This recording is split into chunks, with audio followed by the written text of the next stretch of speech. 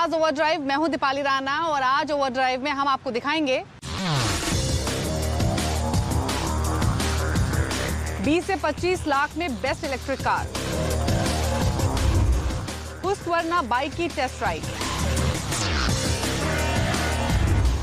Service करवाते वक्त किन बातों का रखें ध्यान, और हमारे एक्सपर्ट टूटू धवन बताएंगे 30 लाख के बजट में बेस्ट 7 सीटर एसयूवी कौन सी है। Firstly it is very good and smart looking vehicle, plus 2 litre engine के साथ आई है जो 170 bhp निकालती है और 13 किलोमीटर का फ्यूल एवरेज का दावा है।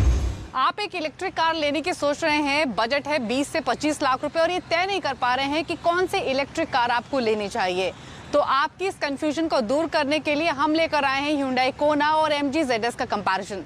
तो देखिए ये स्टोरी और डिसीजन लीजिए कि कौन सी इलेक्ट्रिक कार है आपके लिए बेस्ट। एक समय में इलेक्ट्रिक कार्स को सिर्फ ग्रीन स्टेटमेंट के तौर पर देखा जाता था, लेकिन अब इलेक्ट्रिक कार्स एवरीडे कार्स के तौर पर इवॉल्व हो रही हैं, क्योंकि लिमिटेड रेंज में चलाने पर इन कार्स को भी ICE यानी इंटरनल कंबशन इंजन काउंटरपार्ट्स की तरह ही इस्तेमाल किया जा सकता है। इंडिया में इलेक्ट्रिक व्हीकल स्पेस में Hyundai पहली कंपनी थी जो कि कोना के साथ एक प्रीमियम ऑफरिंग लेकर आई, और कोना एक इम्प्रेसिव इलेक्ट्रिक व्हीकल है जिसने फ्यूचर एंट्रेंस के लिए काफी हाई स्टैंडर्ड सेट कर दिए हैं। लेकिन कोना को टक्कर देने के लिए अब MG लेकर आई है अपनी ऑल न्यू ZS EV। दोनों कार्स में प्रेजेंट डे बायर की डिमांड और डिजायर के हिसाब से फीचर्स दिए गए हैं। दोनों कार कनेक्टेड कार टेक्नोलॉजी से लेस हैं। पेनोमिक सनरूफ है। इतना ही नहीं, ग्राहकों का विश्वास जीतने के लिए दोनों कार कंपनियों ने इलेक्ट्रिक कार की बैटरी पैक और मोटर पर 8 साल की वारंटी दे रही हैं। पर सबसे बड़ा सवाल ये है कि दोनों में से बेहतर ऑप्शन कौन सा है। यही जानने के लिए हम लेकर आए हैं Hyundai Kona और MG ZS की कंपैरिजन और टेस्ट ड्राइव। दोनों ही कार के लुक्स काफी डिफरेंट है। कोना की अगर बात करेंगे तो डिफरेंट स्टाइलिंग इसको दी गई है, काफी अनकन्वेंशनल डिजाइन है, फिर चाहे वो फ्रंट ग्रिल हो, ये स्प्लिट स्लीक हेडलैम्प्स हो, व्हील आर्क्स या फिर व्हील का डिजाइन भी क्यों ना हो। वहीं अगर आप MG की बात करेंगे तो MG के लुक्स एक टिपिकल SUV लुक्स लगते हैं, काफी कन्वेंशनल डिजाइन है, फिर चाहिए फ्लैट बोनट हो, अपराइट स्ट्रेचर हो, हेडलैम्प्स हो या फिर फ्रंट ग्रिल ही क्यों ना हो। हालांकि SUV लवर्स को इसके लुक्स और डिजाइन काफी पसंद आएंगे। ZS में क्रोम स्टडेड फ्रंट ग्रिल है जिसमें MG लोगो बोल्ड और डिस्टिंक्टिव दिखता है। कार के लोगो को प्रेस कीजिए और फ्लैप उठाकर आपको चार्जिंग सॉकेट दिखेगा। हालांकि फ्लैप का टच एंड फील काफी प्लास्टिकी लगेगा। कार में 17 इंच के अलॉय व्हील्स हैं और साइड में इलेक्ट्रिक बैज मिलेगा। वहीं कोना एक क्रॉसओवर SUV का इंप्रेशन देगी। हालांकि कोना MG ZS के मुकाबले साइज में थोड़ी छोटी है। MG का केबिन डिसेंट आपको मिलेगा। डैशबोर्ड में लेदर फिनिश दिया गया है। पैसेंजर सीट्स में इलेक्ट्रॉनिक एडजस्टमेंट है। हालांकि फ्रंट सीट्स में लंबर एडजस्टमेंट मिसिंग है। एक चीज और, जब आप ड्राइवर सीट पर बैठेंगे तो रियलाइज करेंगे कि जो इसका सीट बेस है वो थोड़ा छोटा है, इसीलिए अगर आप लंबे हैं तो आपको जो थाई सपोर्ट है वो इनएडिक्वेट मिलेगा। रेयर सीट्स देखेंगे तो स्पेशियस आपको मिलेंगी, लेकिन जो बैटरी है इन इलेक्ट्रिक कार्स की वो रेयर सीट्स के नीचे फ्लोर पर प्लेस है, इसीलिए जो बैठने की पोजीशन है उसमें आपकी नीज थोड़े ऊपर हो जाती है, जो कि थोड़ा सा अनकंफर्टेबल पोस्चर हो जाता है बैठने के लिए। लेकिन हाँ, कोना के मुकाबले एक फीचर इंटरेस्टिंग और ज्यादा बेटर मुझे लगा MG में, वो है इलेक्ट्रॉनिक पेनोमिक सनरूफ।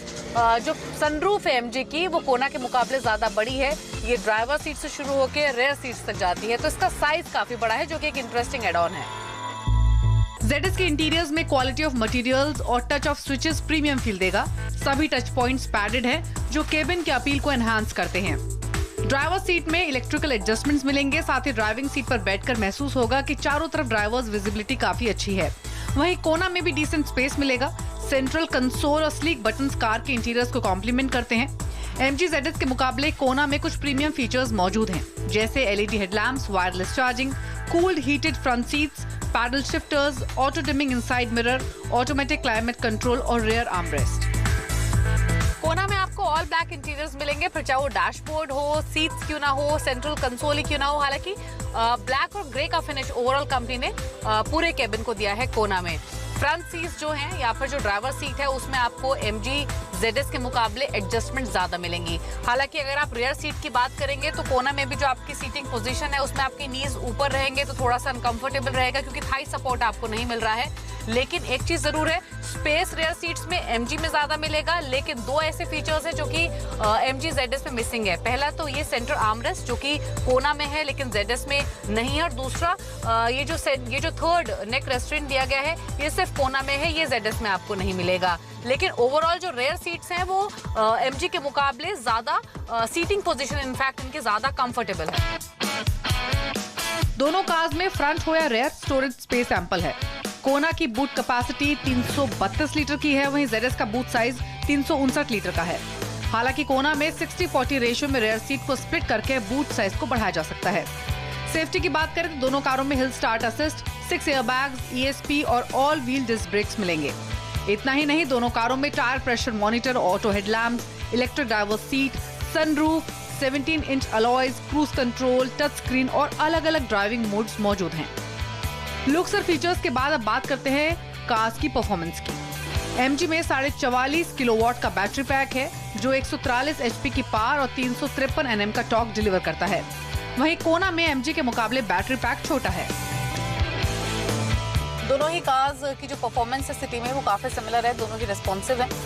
इनपुट जो भी आप दे रहे हैं उसको लेकर, हालांकि जो बैटरी है कोना की वो MG के मुकाबले थोड़ी छोटी है, क्योंकि जो बैटरी साइज है कोना में वो 39.3 किलोवाट आवर की है जो कि 136 HP की पावर देती है। टॉर्क आपको कोना में ज़्यादा मिलेगा MG के मुकाबले, क्योंकि जो कोना में टॉर्क डिलीवर होता है वो 395 Nm का है। जो बैटरी लाइफ रहेगी वो MG की स्लाइटली ज़्यादा है कोना के मुकाबले, लेकिन टॉप स्पीड के मामले में कोना बाजी मारती है, क्योंकि कोना में 150 प्लस तक की भी टॉप स्पीड आपको मिलेगी जब आप इसको हाईवेज पर ड्राइव करेंगे। लेकिन ओवरऑल सिटी ड्राइव के हिसाब से इनकी परफॉर्मेंस डिसेंट है दोनों ही कार्स की। हाईवे पर आप थोड़ा सा डिसअपॉइंट हो सकते हैं इलेक्ट्रिक कार्स को लेकर, बट ओवरऑल एक्सपीरियंस डिसेंट रहेगा। इको मोड में भी दोनों कारों की एनर्जी और लाइवलीनेस काफी है। दोनों कारों में 3 लेवल के रीजनरेटिव ब्रेकिंग फंक्शन है, यानी जितनी भी बार आप अपने फुट को एक्सीलरेटर से हटाएंगे उतनी बार मोटर कार की काइनेटिक एनर्जी से बैटरी को रिचार्ज करता है। MG में रीजनरेशन लेवल एडजस्ट करने के लिए सेंट्रल कंसोल में स्विच मौजूद हैं, वहीं कोना में रीजनरेशन लेवल्स को बढ़ाने या घटाने के लिए पैडल्स दिए गए हैं। कार की स्पीड कम करने के लिए आपको ब्रेक दबाने की जरूरत नहीं होगी, क्योंकि जैसे ही आप एक्सीलरेटर से अपना फुट हटाएंगे स्ट्रॉन्ग इलेक्ट्रिकल ब्रेकिंग सिस्टम की मदद से कार रुक जाएगी। इसीलिए कार को स्पीड पर चलाने का एक्सपीरियंस स्मूथ नहीं रहेगा। स्पोर्ट मोड्स पर चलाने से परफॉर्मेंस डिफरेंट है और बेहतर है। ZS में सस्पेंशन सॉफ्ट है, वहीं कोना का सस्पेंशन स्टिफ है, जिसकी वजह से हाई स्पीड पर कोना ज्यादा कंपोज्ड और प्लांटेड लगेगी। साथ ही मल्टीलिंक सस्पेंशन की वजह से कोना में ज्यादा स्पोर्टियर फील मिलेगा। लेकिन कंपैरिजन का सबसे क्रूशियल फैक्टर है कार की रेंज और चार्जिंग। हमने दोनों कारों को सिटी और हाईवे पर चलाया। MG ZS की ड्राइव रेंज 320 किलोमीटर के आसपास है, वहीं कोना की रेंज 290 से 300 किलोमीटर रहेगी। यानी अगर आपका डेली ट्रैवल 40 से 50 किलोमीटर है तो दोनों कार सिंगल चार्ज पर 15 दिन चल सकती हैं। कोना को फुल चार्ज होने में 19 घंटे का समय लगता है, वहीं MG ZS 20 घंटे का समय लेती है। हालांकि वॉल बॉक्स चार्जर के इस्तेमाल पर कोना मैक्सिमम 5 से 6 घंटे और ZS 8 घंटे का समय लेती है। कीमत के हिसाब से देखें तो MG ZS खरीदने के लिए आपको कम से कम 20 लाख देने होंगे, वहीं कोना की कीमत 23 लाख से शुरू होती है।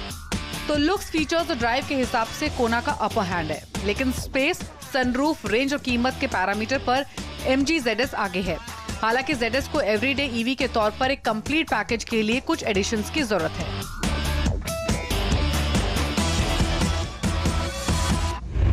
तो दोनों गाड़ियों की अलग अलग खूबियां हैं। आप दोनों गाड़ियों को टेस्ट ड्राइव के लिए मंगाइए, चलाइए और तय कीजिए कि कौन सी इलेक्ट्रिक कार आपके लिए बेस्ट है। इसी के साथ एक ब्रेक का वक्त हो गया है। ब्रेक के बाद आपको ले चलेंगे हुस्वरना बाइक की टेस्ट राइड पर।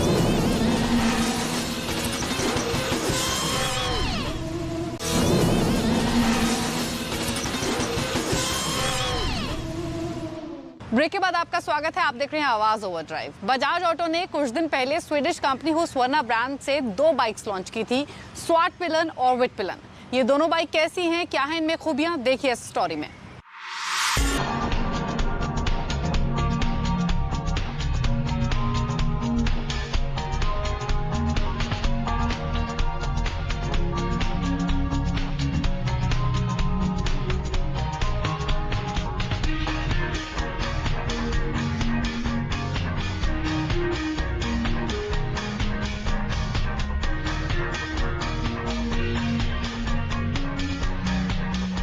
आज मैं आपके लिए मॉडर्न क्लासिक बाइक लेकर आया हूँ। जी हाँ, हुस्कवर्ना। ये स्वीडिश कंपनी है और स्वीडिश में हुस्कवर्ना का मतलब होता है नीलों का शहर। और ये कंपनी पिछले 100 साल से बाइक बना रही है और इतनी खूबसूरत बाइक बना रही है कि देखते ही आपका भी दिल आ जाएगा। लेकिन अब ये ब्रांड बजाज ऑटो के पोर्टफोलियो का हिस्सा है और हुस्कवर्ना ब्रांड से कंपनी 2 बाइक लेकर आई है। जो आप मेरे लेफ्ट साइड में देख रहे हैं वो है विटप्लेन, जो कि कैफे रेसर लुक में है, और जो आप राइट साइड में जो मेरी बाइक खड़ी है वो है स्वाटप्लेन, जो कि स्टैंडर्ड स्टाइल में है। लुक की बात करें तो जरूर मॉडर्न बाइक है, लेकिन इसे क्लासिक फ्लेवर के साथ डिजाइन किया गया है। और आपको एक चीज़ और बताऊं, इस बाइक को KTM Duke 50 के ही बेस पर बनाया गया, यहाँ तक कि इंजन, फ्रेम सब कुछ एक समान है। क्लासिक लुक की बात करें तो जो इसका हेडलैम्प है और जो टेकोमीटर है उसे राउंड शेप दिया गया और इसी वजह से थोड़ी सी क्लासिक लगती है। जो इसका हेडलैम्प है उसके अंदर LED का इस्तेमाल किया गया। आप गौर से देखेंगे जो इसका DRL है वो भी काफ़ी खूबसूरत है। जो इसका टेकोमीटर है उसमें जो भी आपको इन्फॉर्मेशन चाहिए वो सब कुछ डिस्प्ले होता है। जो इसका फ्यूल टैंक है उसकी कैपेसिटी है 9.5 लीटर और जो इसका डिज़ाइन है वो काफ़ी खूबसूरत है और यही डिज़ाइन इस बाइक की जान भी है। और फ्यूल टैंक के ऊपर आप गौर से देखेंगे यहाँ पर इस बाइक का नाम लिखा हुआ है। जो इसका सीट है वो सिंगल पीस में दिया गया है और जो इसका सीट है उसे डर्ट बाइक की तरह डिजाइन किया गया, क्योंकि जो इसका सीट है वो थोड़ा सा फ्यूल टैंक के ऊपर तक जाता है। जो इसका पिलियन ग्रैब रेल है वो काफ़ी स्टडी है और इस बाइक के जो डिज़ाइन का पार्ट भी है। हो सकता है कई लोगों को ये अच्छा ना लगे, लेकिन ये काफ़ी खूबसूरत है। जो इसका टेल हिस्सा है, जो पिछला हिस्सा है, उसे थोड़ा सा छोटा रखा गया है ताकि ये बाइक कस्टम और कल्ट की तरह दिखे।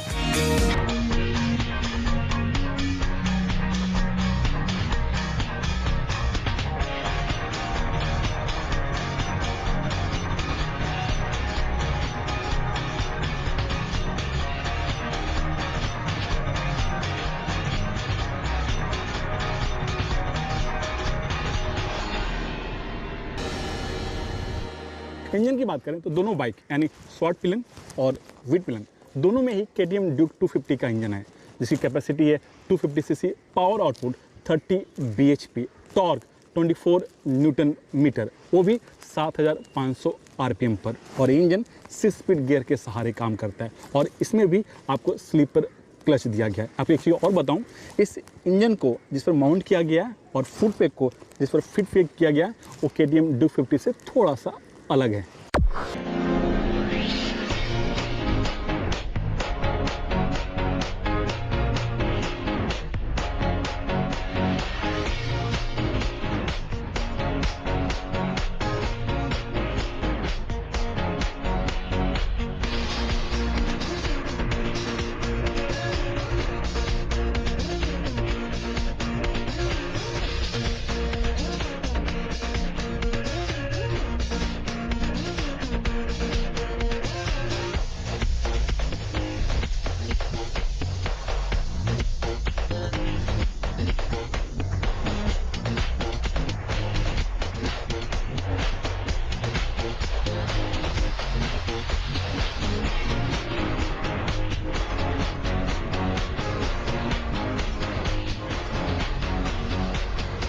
दोनों बाइक की जो राइड और हैंडलिंग है वो काफ़ी डायनेमिक है, लेकिन दोनों बाइक अलग अलग पर्पज़ के लिए बने हैं।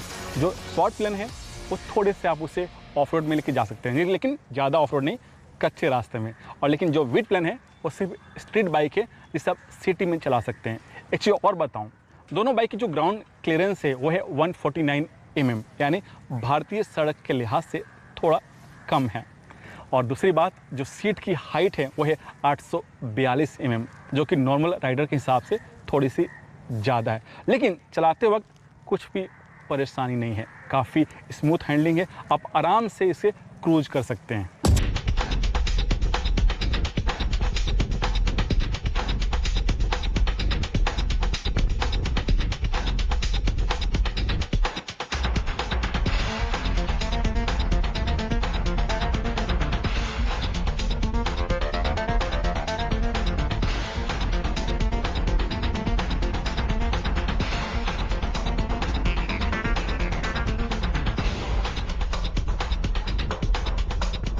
अब सवाल उठता है कि दोनों बाइक में डिफरेंस क्या है, क्योंकि इंजन, फ्रेम, कीमत सब कुछ एक समान है। तो जो पहला बदलाव है वो है टायर को लेकर के। जो आपको शॉर्ट पिलन जो बाइक है जो आप देख रहे हैं सामने जो में खड़ी है उसमें सेमी ऑफ रोड टायर लगा है, जबकि विद पिलन में आपको स्ट्रेट टायर लगा है। दूसरा बदलाव इसके एलॉय व्हील में किया गया है। इसमें आपको 8 स्पोक वाला एलॉय व्हील दिया गया है, जबकि उसमें आपको 5 स्पोक वाला एलॉय व्हील दिया गया है। तीसरा बदलाव इसके हैंडल बार में किया गया है।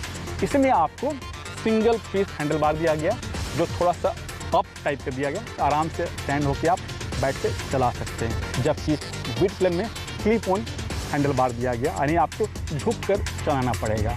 तो चौथा बदलाव है वो है टैंक रैक, यानी आप जो आपका जो बैग है वो फ्यूल टैंक के ऊपर रख सकते हैं, जबकि विद पिलन में ये ऑप्शन नहीं दिया गया है। पांचवा बदलाव सीट को लेकर के है। इसमें आपको स्प्लिट सीट दिया गया, जबकि विद पिलन में आपको सिंगल सीट दिया गया। इस तरह से छोटे छोटे जो बदलाव हैं उससे आप गौर से देखेंगे तो आप पता कर सकते हैं कि दोनों बाइक में ये डिफरेंस है। अब सवाल उठता है कि इन दोनों बाइक में से कौन सी लेनी चाहिए, क्योंकि दोनों की कीमत सेम है, 1,84,000 रुपये।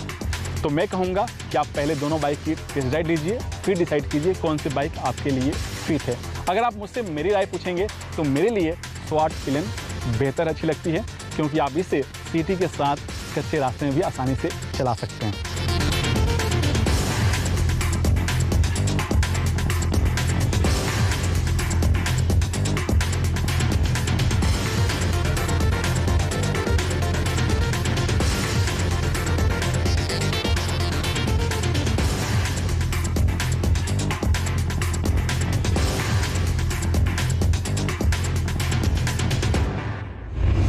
और अब वक्त हो गया हमारे खास segment Servo present tip of the week का। जब आपकी गाड़ी सर्विस के लिए वर्कशॉप में जाती है तब किन किन बातों का ख्याल रखना चाहिए, ये जानने के लिए देखिए हमारा खास segment tip of the week. गाड़ी सर्विस करवाते वक्त इंजन ऑयल के साथ ऑयल फिल्टर को भी बदलवाएं। कई बार इंजन ऑयल तो चेंज होता है लेकिन ऑयल फिल्टर बदला नहीं जाता। ऐसे में कचरे के पार्टिकल्स फिल्टर में रह जाते हैं जो इंजन को नुकसान पहुंचा सकते हैं। कार सर्विस के दौरान कूलेंट भी चेक करवा लें। ये जांच करवाएं कि कूलेंट की मात्रा कम ना हो गई हो या उसकी क्वालिटी खराब तो नहीं हो गई। लंबे वक्त बाद कूलेंट खराब हो जाता है। सर्विस के दौरान अपनी गाड़ी के इंजन की ट्यूनिंग भी जरूर करवा लें। 15 से 20 हजार किलोमीटर चलने के बाद इंजन के कई कंपोनेंट घिस जाते हैं। सभी कंपोनेंट सही से काम करें, इसके लिए इंजन की ट्यूनिंग करवाना बेहद जरूरी है। सर्विस करवाने के बाद सभी कंपनियों की अपनी एक चेकलिस्ट होती है, उसे एक बार जरूर क्रॉस चेक कर लें। साथ ही आपकी गाड़ी में सर्विस से पहले जो स्पेसिफिक दिक्कतें बताई गई थी वो क्या ठीक हुई या नहीं, इस बात की भी जांच जरूर कर लें। सर्विस के दौरान अलाइनमेंट और व्हील बैलेंस करवाना भी बहुत जरूरी होता है। ऊबड़ खाबड़ सड़कों पर चलने से गड्ढों की वजह से बिगड़ जाती है। इस वजह से गाड़ी के टायर एक साइड ज्यादा घिस जाते हैं और ड्राइव पर भी असर पड़ता है। इसलिए व्हील अलाइनमेंट और बैलेंस करवा लें। आपकी कार की अगली सर्विस कब होने वाली है, साथ ही उस सर्विस में क्या क्या काम होगा और कितना खर्च आएगा, इस बात की जानकारी भी जरूर ले लें। इमरजेंसी ब्रेकडाउन नंबर और सर्विस एडवाइस का नंबर भी नोट कर हमेशा अपनी गाड़ी में रखें। रास्ते में चलते वक्त कभी ब्रेकडाउन हो जाए या कुछ दिक्कत आ जाए तो ये आपके बहुत काम आएंगे।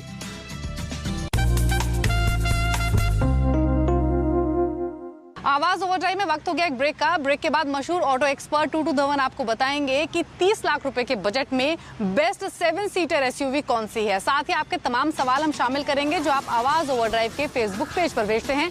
तो बने रहिए CNBC आवाज के साथ।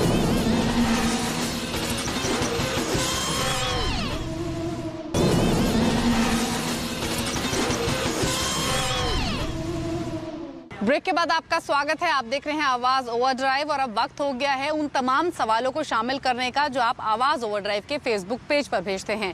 आपके सवालों के जवाब देने के लिए मशहूर ऑटो एक्सपर्ट टूटू धवन हमारे साथ मौजूद हैं। टूटू जी, स्वागत है आपका। ढेर सारे सवाल हमेशा की तरह हमें मिले हैं और जो पहला सवाल है वो विनय ने हमें भेजा है। सवाल है इनका कि इनका 30 लाख रुपए का बजट है, ये एक 7 सीटर एसयूवी खरीदना चाहते हैं, तो कौन कौन से विकल्प है इनके पास, बताइए। विनय जी, आपके बजट के अंदर तो खैर बहुत बढ़िया बजट है और उसके अंदर मेरे ख्याल Ford Endeavour would be the best. जो नई फोर्ड एंडेवर आई है, firstly it is very good and smart looking vehicle plus 2 litre engine के साथ आई है जो 170 bhp निकालती है और 13 किलोमीटर का फ्यूल एवरेज का दावा है। 4x4 की ऑप्शन है और 4x2 की ऑप्शन है।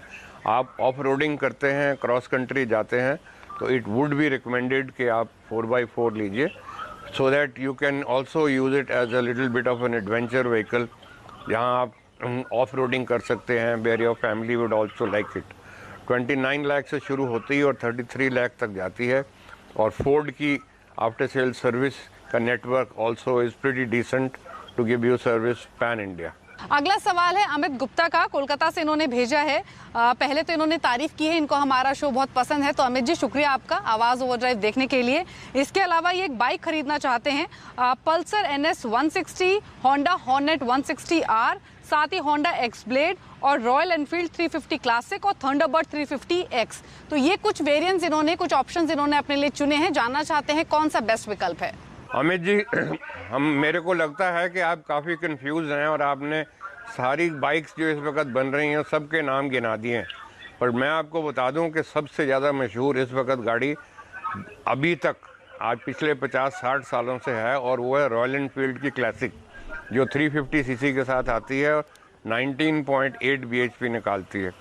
ये शुरू दिन से ही 35 और 40 किलोमीटर के फ्यूल एवरेज का दावा देती थी और आज भी वही उसकी फ्यूल एवरेज चल रही है। हालांकि बहुत सारी इंजीनियरिंग उसकी रिफाइंड हो चुकी है और गाड़ी बहुत बढ़िया निकल आई है। साथ साथ में आपको उसके अंदर कलर कॉम्बिनेशन भी बहुत सारे मिलते हैं और प्राइस उसकी शुरू होती है 1,50,000 से और जाती है 180 तक, जिसमें आपको फ्रंट एंड रियर दोनों में डिस्क मिलेगी। प्लस अब तो ABS भी साथ साथ में मैंडेटरी आना शुरू हो गया है।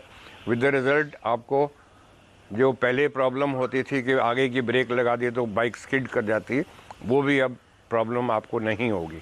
अगला सवाल हरीश अग्रवाल ने भेजा है। ये एक हैचबैक खरीदना चाहते हैं, दो ऑप्शंस इन्होंने अपने लिए चुने हैं, मारुति स्विफ्ट या फिर Hyundai i10 नियोस। जानना चाहते हैं किस गाड़ी के साथ जाएं। हरीश जी, हम आपको रिकमेंड करते हैं Hyundai की ग्रैंड i10 नियोस जो बहुत ही खूबसूरत है and it comes also with lot of features. 1.2 litre engine है, 83 bhp निकालता है, 16-17 किलोमीटर का फ्यूल एवरेज का दावा है। प्राइस उसकी 4.73 से शुरू होती है और 7 लाख तक जाती है। और Hyundai की आफ्टर सेल सर्विस का नेटवर्क हिंदुस्तान में बहुत बढ़िया है, प्लस इनकी अवेलेबिलिटी ऑफ स्पेयर्स हर वक्त is in abundance. So with the result कि आपकी वर्कशॉप में कभी गाड़ी जाए तो ज़्यादा देर तक रुकती नहीं है। हरिओम साहू ने सवाल भेजा है। ये एक ऑटोमेटिक कार खरीदना चाहते हैं, बजट है इनका 7 से 8 लाख रुपए।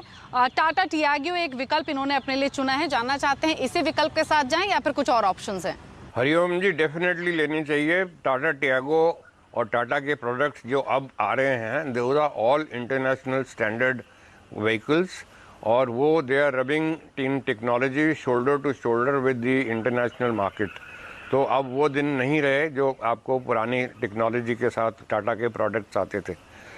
ये अब नया इंजन है, इसके साथ रोबोटॉन का इंजन है और साथ साथ में आपको उसके अंदर चलाने की ऑप्शन भी 2-3 मिलती हैं। इसके अंदर economy end of course sports mode दोनों आपको मिलते हैं। 1.2 लीटर इंजन है, 85 bhp निकालता है। ऑटोमेटिक ट्रांसमिशन की ऑप्शन भी आपको मिलेगी और 20 किलोमीटर का फ्यूल एवरेज का दावा है। The price starting at 4.60 and going up to 610।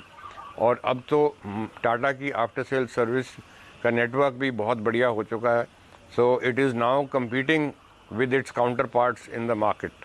तो उम्मीद करते हैं आपको अपने सभी सवालों के जवाब मिल गए होंगे और आपके पास अगर ऑटो से जुड़ा हुआ कोई भी सवाल है तो आप हमेशा की तरह आवाज़ ओवरड्राइव के फेसबुक पेज पर अपने सवाल हमें भेज सकते हैं। टूटू धवन हमारे एक्सपर्ट आपको आपके सभी सवालों के जवाब देंगे। तो इसी के साथ इट्स द टाइम टू से गुड बाय, लेकिन मास्क पहनना ना भूलें।